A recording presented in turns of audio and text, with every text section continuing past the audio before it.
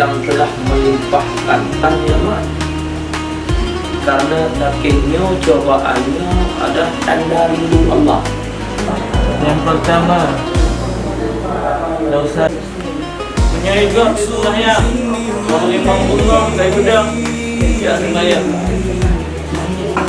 Luar biasa Allah Ta'ala Dino sakit sehingga dia nak ikut pengajian, nak ikut di munasab di masjid.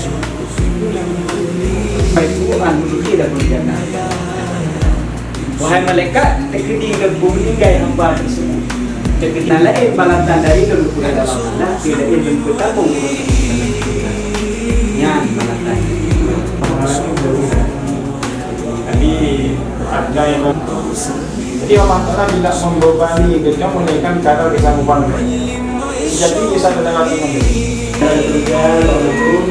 Ulun yang lebih dari lain dalam 3 minggu ada dari mandang sampai ronyo, maka Allah